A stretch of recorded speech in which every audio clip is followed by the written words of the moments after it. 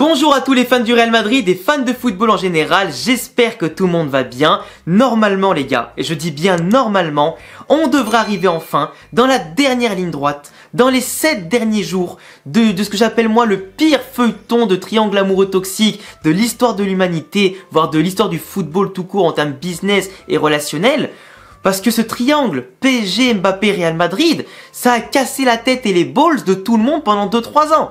Donc voir que ce dossier arrive à sa fin, mais c'est pire qu'une série à suspense que je sais même pas comment tu peux l'appeler. C'est interminable. Et là actuellement le PSG tout comme le Real en ont ras-le-bol des deux côtés et veulent mettre fin à ce dossier avant le 12 et 13 août. Même le 11, parce que ça correspond d'un côté à la reprise de la Ligue 1 et de l'autre côté à la reprise de la Liga. Donc d'un côté le Real veut compléter son effectif, mais si un arrière droit serait quand même pas mal pour concurrencer Carvajal, mais globalement avec un 9, l'effectif est quasiment complet à 99%. Et de l'autre côté, le Paris Saint-Germain veut s'en débarrasser pour pas avoir à le mettre sur le banc vu qu'il a pas prolongé son contrat ou le mettre en tribune et du coup avoir un gros salaire sur les bras et ne pas avoir d'indemnité de transfert parce qu'il partirait libre l'an prochain et le mettre encore plus dans la merde pour reconstruire l'effectif par rapport au fair play financier, les finances, tout ça. Parce que même si t'as les Qataris derrière ou quoi, bah faut quand même au bout d'un moment équilibrer les comptes. Et 200 millions d'euros minimum plus l'économie d'un énorme salaire dès cette année, bah le PSG peut souffler et surtout commencer encore plus à investir pour compléter son effectif, l'étoffer avec les demandes de Luis Enrique qui apparemment d'après des sources aimerait pourquoi pas dégager du PSG si jamais les objectifs de son effectif sont pas accomplis parce que s'il peut pas mettre en place sa tactique, son football avec les profils qu'il a et les profils qui manquent, c'est vrai que c'est compliqué, même si bien sûr en signant il savait très bien dans quelle situation il allait embarquer. Moi je pense très clairement que Luis Enrique partira pas du PSG avant au moins qu'il fasse sa première année, tu vois. Après s'il voit qu'il n'y a pas d'amélioration ou qu'il n'y a pas le level par rapport à d'autres concurrents en Europe, bah il pourra partir, mais globalement là le PSG, autant le Real Madrid, bah sont en train de peut-être s'enlever une énorme épine dans le pied.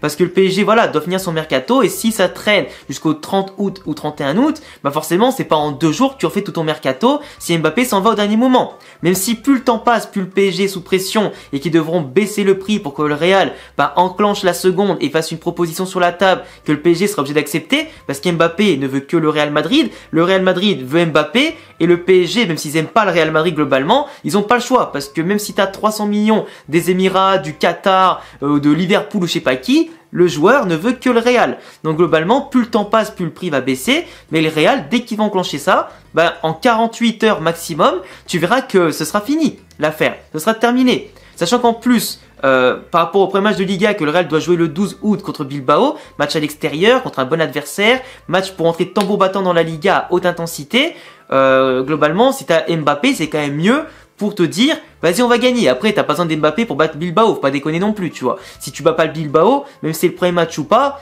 faut arrêter tout de suite les objectifs, tu vois. Mais globalement, le Real aimerait quand même qu'il soit au moins dans le groupe pour commencer à s'intégrer, connaître un peu le groupe, qu'il regarde au pire le match depuis les tribunes ou quoi, avant de commencer vraiment pour le deuxième match de Liga qui aura lieu la semaine d'après. En plus, entre-temps, que les contrats soient signés, que le transfert soit payé, que le salaire soit négocié, que les contrats soient signés par les agents, la famille, tout ça, que ce soit envoyé administrativement à la Liga qui homologue le contrat, qui valide son inscription pour la Liga et tout ça, ça prend du temps. Donc même si ça se fait dans les 7 jours, avec tout ce qui peut se passer administrativement et les négociations, il jouerait pas avant la 2e journée, voire peut-être la 3e journée. Même si plus tôt il arrive, mieux c'est, parce que vu le prix et le salaire versé, et potentiellement les primes d'indemnité, les primes à la signature, plus tu l'utilises, plus c'est rentabilisé. Sachant que le PSG aujourd'hui espère en tirer entre 200 millions et 230, parce que, après 230 millions, ce serait plutôt entre le PSG et ce qui va toucher Mbappé, et du coup, globalement, ce sera du coup un gros coup qui sera divisé en 2 parties. Donc, à voir comment, bien sûr, ça peut s'accélérer. Il y a aussi la présentation d'Mbappé à prendre en compte, parce que le Real va lui préparer, je pense, une présentation dans le stade qui est pas encore finie au niveau des travaux, mais c'est quand même plutôt pas mal, c'est quasiment terminé. Il sera normalement fini vers décembre 2023, donc d'ici pas longtemps. Et t'as quand même une grosse partie du stade qui est disponible pour accueillir tous les supporters. Ce sera peut-être pas aussi stratosphérique que Cristiano Ronaldo à l'époque en 2009, mais ça risque de s'en rapprocher, tu vois. Et donc globalement, t'as tout ça à prendre en compte pour retarder un petit peu son arrivée et sa mise au point, sachant qu'en plus Mbappé, même s'il s'entraîne dans le loft avec le Paris Saint-Germain, les entraînements, c'est pas l'intensité des matchs, même si lui, il prend du rythme parce que c'est voilà, c'est un grand pro, il fait des gros entraînements, il s'arrête jamais, il veut toujours lutter pour être le meilleur, c'est un grand champion, battre des records, marquer des buts, prouver à tout le monde que c'est toujours l'un des meilleurs ou le meilleur. Et forcément, peut-être que ce manque d'intensité va pousser le Real, avec Pintus notamment, à faire plus d'entraînement de manière aussi individuelle à son arrivée et collective pour qu'il puisse rattraper le retard et être prêt dès qu'il peut, en tout cas dès la deuxième ou troisième journée de Liga. Bon, contre le Havre, il a marqué vite fait en fin de match, mais avec les 2 premières apparitions qu'il a fait cet été, ça fait même pas un match complet il me semble.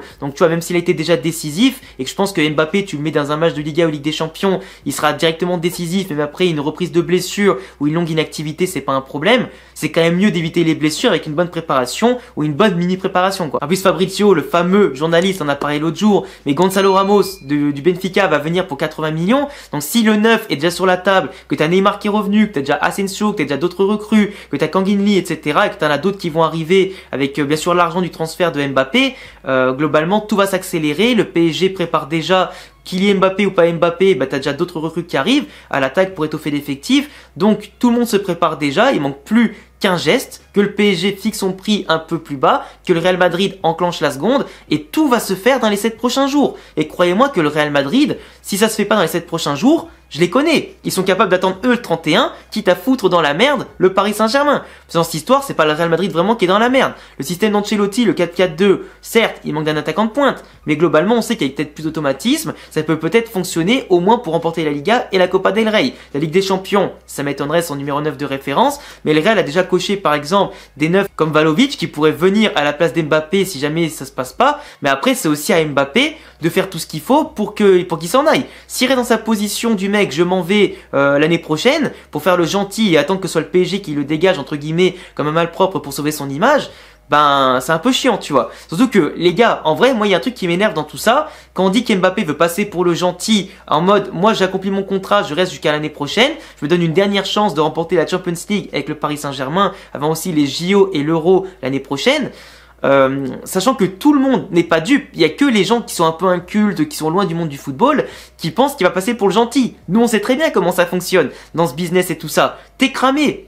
Donc déjà, comment tu veux avoir une bonne image avec tout ce qui se passe? Donc autant finir une bonne fois pour toutes, tant que t'as ta thune, même si lui il veut absolument le moindre centime que le PSG lui doit, je pense pas que ça va arriver. Et le Real Madrid lui filera pas, bien sûr, une plus grosse prime à la signature que s'il devait venir libre. Donc globalement, il sait qu'il perd de l'argent, mais au bout d'un moment, faut arrêter. De l'argent, t'en gagnes déjà assez que tes sponsors, avec ton salaire et tout ce qu'il y a autour. Frérot, pour quelques millions, sachant que t'en as déjà des centaines de millions dans ton compte en banque, faut arrêter de déconner. Donc s'il vous plaît, faites un effort toutes les parties.